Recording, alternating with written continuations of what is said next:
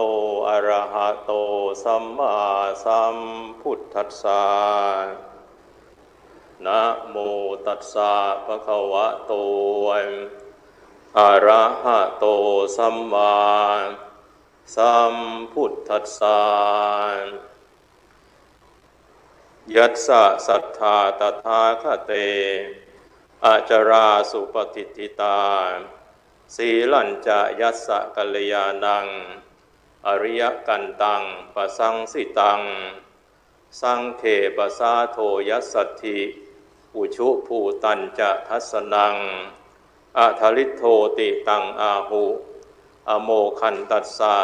ชีวิตันติณบัดนี้จากรับประทานแสดงพระธรรมเทศนาพรรณนาศาสนธรรมคำสอนขององค์สมเด็จพระชินวรสัมมาสัมพุทธเจ้า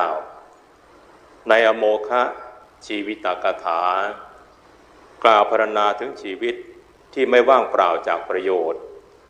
ตามนัยยะแห่งพระบาลีในทริทสูตรสังยุตตนิกายสขาทวรรคเพื่ออนุโมทนาในกุศลบุญญาราศีทักษิณานุปทานซึ่งสำนักงานแม่กองธรรมสนามหลวงอันมีเจ้าพระคุณสมเด็จพระมหาวีระวงศ์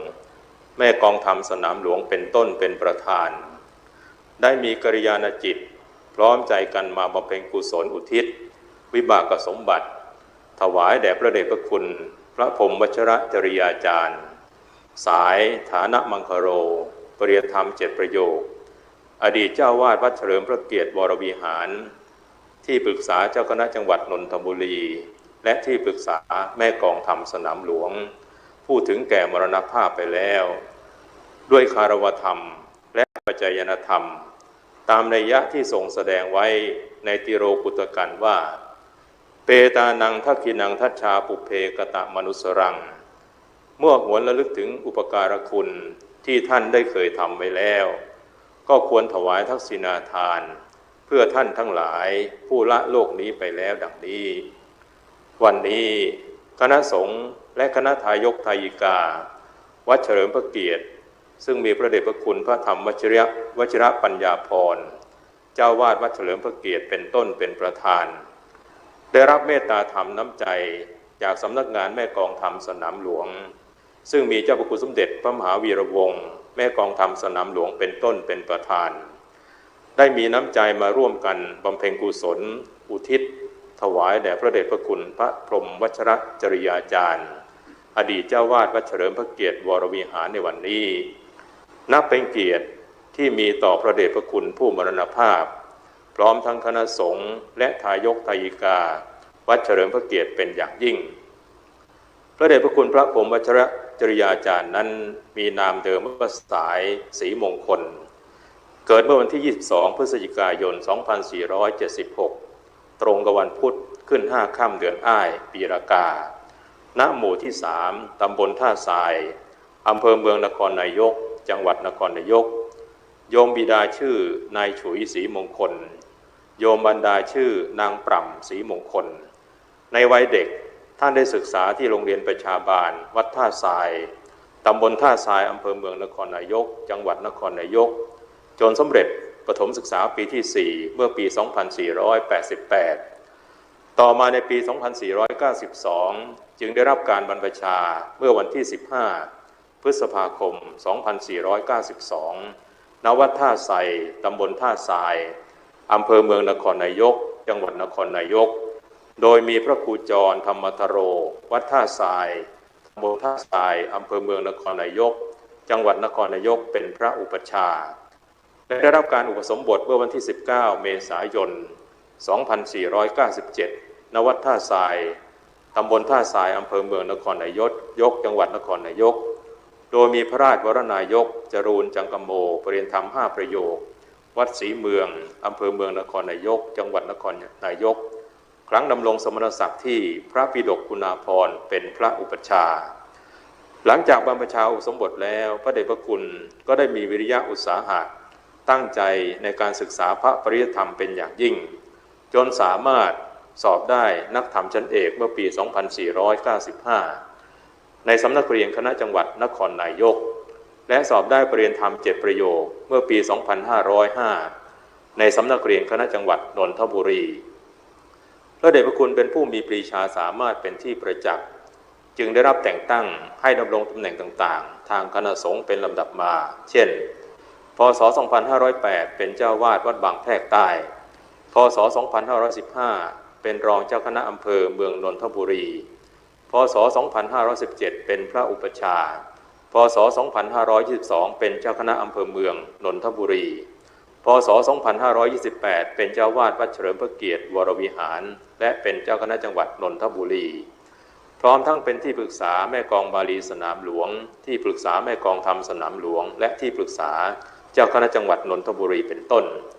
พระเดชพระคุณมีผลงานเป็นที่ปรากฏจึงได้รับถวายปริญญาพุทธศาสตร์ดุษฎีบัณฑิตกิตติมศักดิ์จากมหาวิทยาลัยมหาจุฬาลงกรณราชวิทยาลัยพระเดชพระคุณเป็นพระมหาเถระรูปหนึ่งที่มุ่งมั่นปฏิบัติหน้าที่เพื่อความเจริญของพระอารามของคณะสงฆ์และของพระศาสนาโดยลำดับด้วยความเรียบร้อยจึงเป็นเหตุให้เจริญด้วยสมณศักดิ์และตำแหน่งหน้าที่มาโดยลำดับในด้านสมณศักดิ์นั้นได้รับพระราชทานสมณศักดิ์ดังนี้พ.ศ. 2522 ได้รับพระราชทานสมณศักดิ์เป็นพระราชาคณะชั้นสามัญที่พระอมรเวทีพ.ศ. 2530 เป็นพระราชาคณะชั้นลาภที่พระราชกิตติโมรีพ.ศ. 2535 เป็นพระราชาคณะชั้นเทพที่พระเทพปริยัตยาจารย์พ.ศ. 2542 เป็นพระราชาคณะชั้นธรรมที่พระธรรมกิตติมุนีพ.ศ. 2565 เป็นพระราชาคณะเจ้าคณะรองชั้นหิรัญญบัตรที่พระพรหมวชรจริยาจารย์พระเดชพระคุณเป็นพระมหาเถระผู้ใหญ่รัตัญญูภาพสูงด้วยคุณธรรมและพรรษายุการจึงเป็นผู้เพียบพร้อมด้วยศีลาจารวัตรเคร่งครัดในพระธรรมวินัยได้บำเพ็ญศาสนกิจอันเป็นคุณประโยชน์ต่อสังคมประเทศชาติและพระศาสนาเป็นอเนกอนันต์ได้ถึงมรณภาพเมื่อวันจันทร์ที่ 28 สิงหาคม พ.ศ. 2566 สิริอายุได้ 89 ปี 9 เดือน 6 วัน 69 พรรษาพระเดชพระคุณได้บำเพ็ญศาสนกิจเป็นอเนกอนันต์ดังนั้นแม้จะถึงมรณภาพแล้วแต่คุณธรรมความดีก็ยังปรากฏอยู่เหมือนท่านยังไม่ได้จากไปไหนเพราะบุคคลผู้ไม่ประมาทนั้นแม้จะล่วงลับดับชีวิตแล้วก็ดับเพียงรูปกายเท่านั้นแต่คุณงามความดีชื่อเสียงเกียรติคุณยังคงปรากฏอยู่เป็นอมตะตายแล้วก็เหมือนยังไม่ตายสมดังพระพุทธธรรมรัตน์ที่ว่าอัปปมัตตานะมิยันติ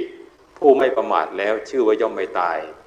ชีวิตของพระเดชพระคุณจึงเป็นชีวิตที่ควรแก่การยกย่องเพราะเป็นชีวิตของคนไม่ประมาทจัดเป็นสู่ชีวิตที่ดีงามเป็นเศรษฐาชีวิตที่ประเสริฐและเป็นอโมฆะชีวิตที่ไม่ว่างเปล่าจากประโยชน์ที่เป็นเช่นนั้นเพราะบุคคลผู้มีศรัทธาในพระรัตนตรัยมีความประพฤติดีงามเคารพเลื่อมใสในพระสงฆ์มีความเห็นอย่างถูกต้องบัณฑิตชนย่อมยกย่องว่าเป็นคนไม่ขัดสนเป็นคนไม่ยากจนแต่ร่ำรวยด้วยทรัพย์ภายในชีวิตของคนเช่นนี้จัดเป็นชีวิตที่ไม่ไร้สาระไม่ว่างเปล่าจากประโยชน์ดังพระบาลีนิเขปบทในเบื้องต้นว่ายัสสะศรัทธาตถาคเตอจราสุปฏิทิตาเป็นต้นแปลความว่าบุคคลใดมีศรัทธาตั้งมั่นไม่หวั่นไหวในพระตถาคตหนึ่งมีกัลยาณศีลคือศีลงามที่พระเจ้าพอใจสรรเสริญหนึ่งมีความเลื่อมใสในพระสงฆ์หนึ่งมีความเห็นตรงหนึ่งบัณฑิตทั้งหลายเรียกบุคคลนั้นว่าเป็นคนไม่ขัดสนชีวิตของบุคคลนั้นไม่เปล่าประโยชน์ดังนี้ต่อจากนั้นพระพุทธองค์ทรงตรัสสรุปเป็นการเชิญชวนไว้ว่าตัสมาสัทธันจะสีลัญจะภาษาทางธรรมทัสสนังอนุยุนเชถะเมธาวีสรังพุทธานาสาสนังแปลความว่า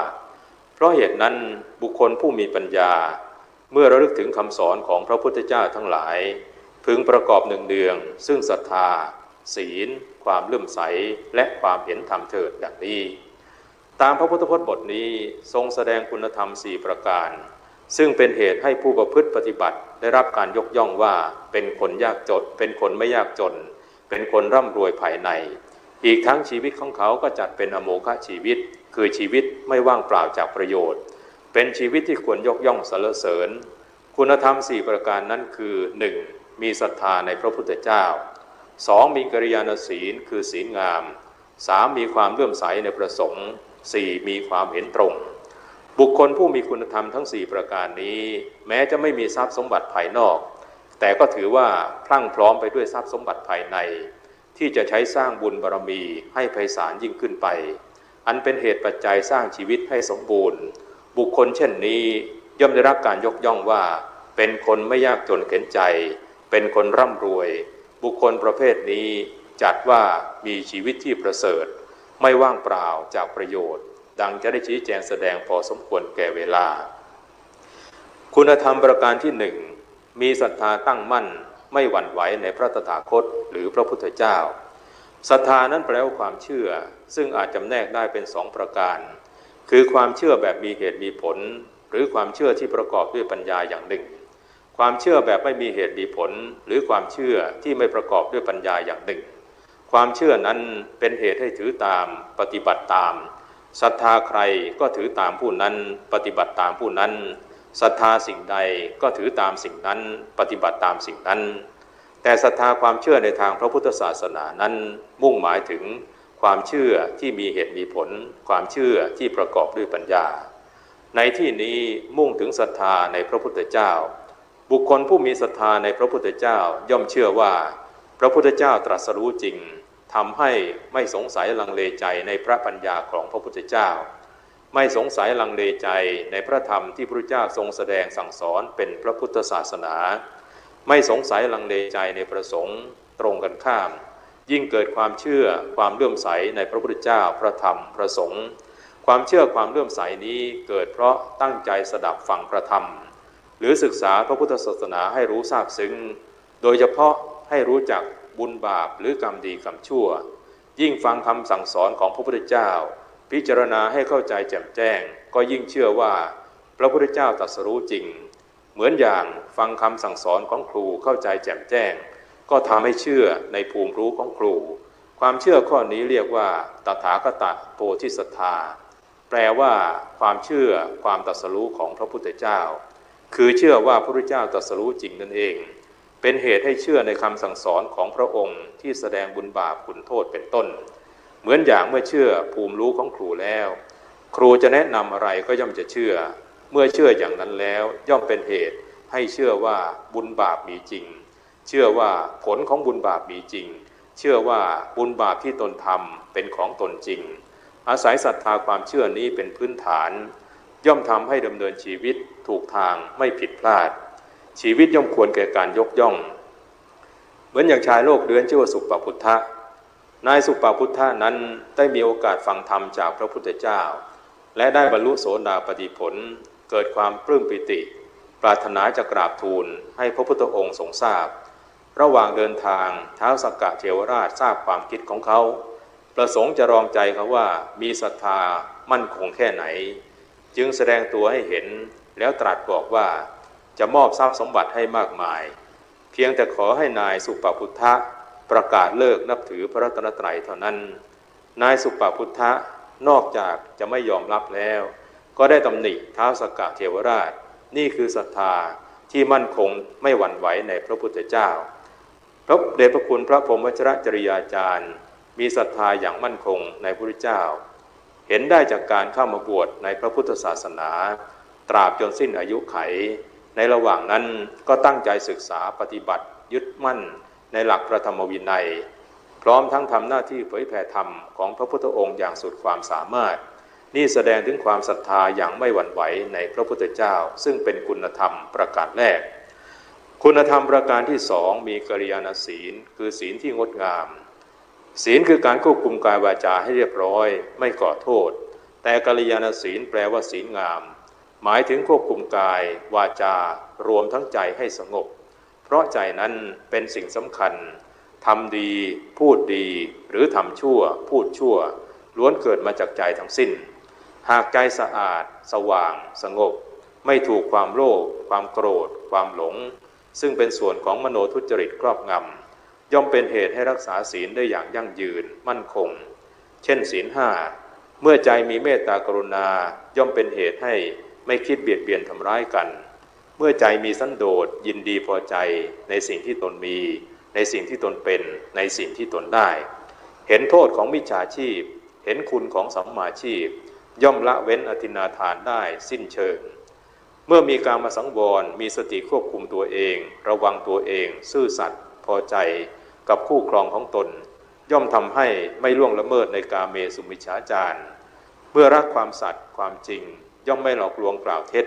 ให้ผู้ใดเสียประโยชน์เมื่อเห็นคุณค่าของสติสัมปชัญญะ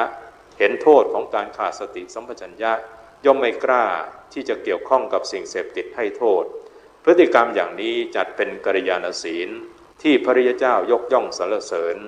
กัลยาณศีลจึงหมายรวมถึงกุศลกรรมบท10ประการโดยแยกเป็นกายสุจริตทำดีวจีสุจริตพูดดีมโนสุจริตคิดดีศีลนั้นเป็นคุณธรรมที่สำคัญจัดว่าเป็นเหตุก่อให้เกิดคุณงามความดีทั้งหลายดังธรรมภาษิตที่พระศีรวะเถระกล่าวไว้ว่าอาทิศีลังปฏิฐาจะกัลยาณานันจะมาตุกังปามุขขังสัพพธรรมานังตัสมาศีลังวิโสทะเยแปลความว่าศีลเป็นเบื้องต้นเป็นที่ตั้งเป็นบ่อเกิดแห่งคุณงามความดีทั้งหลายและเป็นประธานแห่งธรรมทั้งปวงเพราะฉะนั้นพึงชำระศีลให้บริสุทธิ์ดังนี้บุคคลผู้มีศีลย่อมทำชีวิตให้ดีงามห่างไกลจากความชั่วความเศร้าหมองชีวิตของชีวิตความเป็นย่อมเป็นที่เคารพยกย่องของคนทั้งหลายเหมือนเรื่องของพราหมณ์ทดสอบศีลคนหนึ่งพราหมณ์คนนี้รับราชการเป็นปุโรหิตในราชสำนักของพระเจ้าประเสนทิโกศลในเมืองสาวัตถีพราหมณ์นั้นนอกเหนือจากทรงความรู้แล้วก็ยังรักษาศีลห้าทำให้เป็นที่เคารพนับถือของพระราชายิ่งกว่าปุโรหิตคนอื่นเขาเกิดความสงสัยว่าตนได้รับความเคารพนับถือมากกว่าคนอื่นอย่างนี้เพราะอะไรเพราะชาติตระกูลที่เป็นพราหมณ์หรือเพราะความรู้หรือเพราะศีลคือความประพฤติดีจึงทำการทดสอบด้วยการแซงทำเป็นขโมยจิบเหรียญกระสาบของหลวงส่งผลให้ถูกจับและสั่งลงอาญาตามความผิดพราหมณ์จึงสรุปผลการทดสอบได้อย่างชัดเจนว่าศีลนั่นเองเป็นเหตุได้รับความเคารพนับถือแต่เมื่อแซงละเมิดศีลไร้ศีลก็กลับได้รับการประณามถูกลงโทษหลังจากนั้นพราหมณ์จึงทูลขอพระบรมราชานุญาตบรรพชาอุปสมบทในพระพุทธศาสนาจนบรรลุอรหัตผลในที่สุดนี่คือผลของการรักษาศีลกลิ่นของหอมอย่างอื่นย่อมฟุ้งไปได้เฉพาะตามลมแต่กลิ่นศีลย่อมฟุ้งทวนลมได้อยู่ทางเหนือก็ฟุ้งไปทางใต้ได้อยู่ทางใต้ก็ฟุ้งไปทางเหนือได้อยู่ในโลกมนุษย์ก็ฟุ้งไปถึงเทวโลกพรหมโลกได้ศีลจึงทำชีวิตให้ดีงามอย่างนี้พระเดชพระคุณพระพรหมวชิรจริยาจารย์มีศีราจารวัตที่งดงามกล่าวคือมีกายวาจารวมถึงใจที่สงบงดเว้นจากกายทุจริตความประพฤติชั่วทางกายวจีทุจริตความประพฤติชั่วทางวาจามโนทุจริตความประพฤติชั่วทางใจจึงกล่าวได้ว่าท่านมีกัลยาณศีลซึ่งเป็นคุณธรรมประการที่สองคุณธรรมประการที่สามมีความเลื่อมใสในพระสงฆ์อันความเลื่อมใสนั้นตรงกับคำว่าปสาทะหมายถึงอาการที่จิตใจแช่มชื่นเบิกบานผ่องใสยินดีน้อมใจที่จะเชื่อถือในบุคคลหรือสิ่งที่เลื่อมใสในที่นี้มุ่งหมายถึงความเลื่อมใสในพระสงฆ์เมื่อได้เห็นพระสงฆ์ผู้ประพฤติดีปฏิบัติชอบหรือแม้เพียงได้ยินข่าวพระสงฆ์ผู้ประพฤติดีปฏิบัติชอบก็แช่มชื่นเบิกบานความเลื่อมใสในพระสงฆ์ที่ปฏิบัติดีย่อมเป็นเหตุให้ถือปฏิบัติตามปฏิปทาหรือคำแนะนำสั่งสอนของท่านจนนำชีวิตไปสู่เส้นทางที่ดีงามถูกต้องตรงกันข้ามหากเลื่อมใสในบุคคลที่ประพฤติไม่ดีปฏิบัติไม่ดีเป็นมิจฉาทิฏฐิย่อมเป็นเหตุให้ถือปฏิบัติผิดดำเนินชีวิตผิดประสบแต่ความเสื่อมความวิบัติได้อย่างเช่นพระเจ้าอาชาติศัตรูในเมืองราชคฤห์เลื่อมใสในพระเทวทัตเชื่อคำแนะนำของพระเทวทัตจนเป็นเหตุให้ทำบาปกรรมที่ยิ่งใหญ่คือปิตุฆาตปรงพระชนพระเจ้าพิมพิสารพระราชบิดาของพระองค์เองจนเป็นเหตุให้เสื่อมจากอริยมรรคอริยผลที่จะพึงได้ส่วนความเลื่อมใสในพระสงฆ์ผู้ประพฤติดีปฏิบัติชอบที่มีศีราจารวัตรงดงาม ย่อมเป็นเหตุปัจจัยให้ชีวิตประสบสิ่งที่ดีงามอย่างแท้จริงเหมือนอย่างอุปติสสะปริภาชกหรือที่เรารู้จักกันว่าพระสารีบุตรนั้นเดิมทีเป็นลูกเศรษฐีอยู่ไม่ห่างกรุงราชคฤห์ภายหลังเกิดความเบื่อหน่ายจึงชวนสหายรักคือโกริตะออกบวชแสวงหาทางพ้นทุกข์ในสำนักของสนชัยปริภาชกแต่เมื่อได้เข้าไปศึกษาแล้วก็เห็นว่าไม่ใช่หนทางที่จะพ้นทุกข์ได้จึงออกแสวงหาครูบาอาจารย์ที่จะบอกทางพ้นทุกข์ให้เช้าวันหนึ่งได้พบพระสัชชิซึ่งเป็นพระเถระรูปหนึ่งในกลุ่มพระเบญจวัคคีย์ซึ่งเป็นพระสาวกกลุ่มแรกขณะนั้นพระสัชชิกำลังเข้าไปบิณฑบาตในเมืองราชคฤห์อุปติสสะได้เห็นกิริยาการของพระสัชชิเรียบร้อยงดงามจึงเกิดความเลื่อมใสคิดว่าพระเถระรูปนี้คงเป็นหนึ่งในพระอริยบุคคลทั้งหลายเป็นแน่จึงเดินตามห่างๆเมื่อพระเถระบิณฑบาตเสร็จหาที่นั่งพักเตรียมจะฉันภัตตาหารจึงเข้าไปคอยปรนนิบัติถวายน้ำเมื่อท่านฉันเสร็จแล้วจึงเรียนถามว่าผิวพรรณของท่านผ่องใสเหลือเกินใครเป็นศาสดาของท่านบวชอุทิศให้ใครเมื่อได้ทราบว่าพระเถระเป็นพระสงฆ์สาวกในพระพุทธศาสนาแล้วก็ขอร้องให้พระเถระแสดงธรรมให้ฟังเมื่อได้ฟังธรรมจากพระเถระว่าธรรมเหล่าใดเกิดแต่เหตุพระตถาคตตรัสเหตุแห่งธรรมเหล่านั้นและเหตุแห่งความดับแห่งธรรมเหล่านั้นพระมหาสมณะมีปกติตรัสอย่างนี้ดังนี้เพียงเท่านี้ก็ได้ดวงตาเห็นธรรมแล้วนำข่าวไปแจ้งแก่โกริตะผู้สหายและชวนกันไปเฝ้าพระพุทธองค์ทูลขอบวชในพระพุทธศาสนาจนได้รับยกย่องให้เป็นพระอัครสาวกฝ่ายขวาฝ่ายซ้ายช่วยเป็นกำลังในการเผยแผ่พระพุทธศาสนาอย่างสำคัญความจริงบุคคลที่จะเกิดความเลื่อมใสในผู้ใดผู้หนึ่งได้นั้นย่อมจะอาศัยคุณสมบัติหลายประการเช่นรูปร่างหน้าตาชื่อเสียงการพูดการจาหรือกริยามารยาทเป็นต้นดังที่พระพุทธองค์ทรงจำแนกคนในโลกผู้ถือเอาคุณสมบัติต่างๆกันเป็นเครื่องวัดในการที่จะเกิดความเชื่อความเลื่อมใสโดยแบ่งเป็น4ประเภทคือ 1. รูปประมาณิกาผู้ถือประมาณในรูปเลื่อมใสในรูป 2. โคสัพประมาณิกาผู้ถือประมาณในเสียงเลื่อมใสในเสียง 3. ลูคัปประมาณิกาผู้ถือประมาณในความเศร้าหมองเลื่อมใสในความเศร้าหมองหรือความเคร่ง 4. ธรรมประมาณิกาผู้ถือประมาณในธรรมเลื่อมใสในธรรมบุคคล3จำพวกต้นคือผู้ถือรูปเป็นประมาณถือเสียงเป็นประมาณและถือความเศร้าหมองเป็นประมาณยังมีโอกาสผิดพลาดได้มากเนื่องจากอาจถูกครอบงำด้วยความรักใคร่ยินดีหรือความหลงจึงติดอยู่แค่ภายนอกไม่รู้จักคนที่ตนมองได้อย่างแท้จริงและไม่เข้าถึงสาระส่วนผู้ถือธรรมเป็นประมาณจึงจะรู้ชัดคนอื่นจึงจะรู้ชัดคนที่ตนมองได้อย่างแท้จริงไม่ถูกกิเลสพัดพาไปเข้าถึงธรรมที่ปราศจากสิ่งครอบงำอย่างเช่นพระเจ้าอโศกมหาราช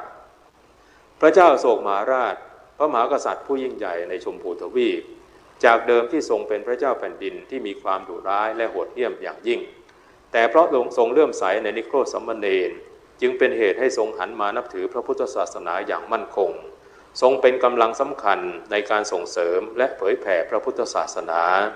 และได้ทรงบำเพ็ญพระราชกรณียกิจด้วยทศพิธราชธรรมทั้งหมดนี้เป็นเพราะอาศัยความเลื่อมใสในพระสงฆ์เป็นปัจจัย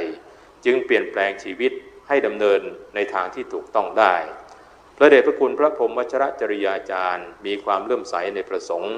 จะเห็นได้จากการแสดงความเคารพพระสงฆ์ที่เจริญด้วยวัยวุฒิบ้างคุณวุฒิบ้างด้วยวิธีการเคารพนอบน้อมหรือพูดจายกย่องเชิดชูนอกจากนั้นพระเดชพระคุณยังทำตัวให้เป็นที่ตั้งแห่งความเลื่อมใสของพระสงฆ์และสาธุชนโดยทั่วไปจึงกล่าวได้ว่าพระเดชพระคุณมีความเลื่อมใสในพระสงฆ์ซึ่งเป็นคุณธรรมประการที่3คุณธรรมประการที่4มีความเห็นตรงในที่นี้ทรงใช้คำแทนกัน2คำคืออุชุทัสนะความเห็นตรงอย่างหนึ่งธรรมทัศนะความเห็นธรรมอย่างหนึ่งตามปกติทัศนะหรือทิฏฐิแปลว่าความเห็นนั้นนับเป็นสิ่งสำคัญอย่างยิ่งสำหรับเป็นตัวนำในการดำเนินชีวิตทั้งทางโลกและทางธรรมเมื่อเห็นถูกต้องก็เป็นเหตุให้คิดถูกทำถูกพูดถูกและดำเนินชีวิตถูกต้องแต่ถ้าเห็นผิดก็เป็นเหตุให้คิดผิดทำผิดพูดผิด และดำเนินชีวิตผิดพลาดความเห็นที่ถูกต้องเรียกว่าสัมมาทิฏฐิแปลว่าความเห็นชอบส่วนความเห็นที่ผิดเรียกว่ามิจฉาทิฏฐิสัมมาทิฏฐินั้นเป็นตัวปัญญาจึงทรงแสดงเป็นข้อแรกในอริยมรรคมีองค์8อุชุทัศนะความเห็นตรงหรือธรรมทัศนะความเห็นธรรมก็คือสัมมาทิฏฐินั่นเองเป็นตัวปัญญาคำว่าอุชุทัศนะเห็นตรงคือเห็นถูกต้องตามทำนองครองธรรมส่วนคำว่าธรรมทัศนะเห็นธรรมนั้นอาจตีความหมายได้เป็น2ประการคือเห็นความดีอย่างหนึ่งเห็นความจริงอย่างหนึ่งประการที่1ที่ว่าเห็นความดีนั้นหมายความว่าคนที่มีธรรมทัศนะเห็นธรรมะคือความดีย่อมมองเห็นสิ่งต่างๆได้ตามความเป็นจริงทำให้รู้ดีรู้ชั่วรู้คุณรู้โทษรู้ประโยชน์ไม่ใช่ประโยชน์รู้ว่าอันไหนเป็นความเจริญอันไหนเป็นความเสื่อมอันไหนเป็นเหตุแห่งความเจริญอันไหนเป็นเหตุแห่งความเสื่อมธรรมทัศนะข้อนี้จึงเป็นเหตุให้คนเปลี่ยนแปลงชีวิตด้วยการละเว้นความชั่วสร้างความดีอย่างเช่นนางกุชุตรานางกุชุตรานั้นเป็นสาวใช้ของพระนางสามาวดีอัครมเหสีของพระเจ้าอุเทนในเมืองโกสัมพี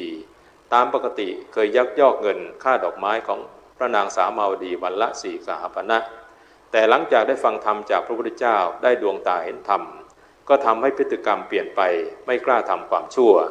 จากเดิมที่เคยยักยอกค่าดอกไม้ก็ไม่ทำนี่คือผลของธรรมทัศนะการเห็นความดีทำให้เปลี่ยนแปลงชีวิตดีขึ้นได้ส่วนประการที่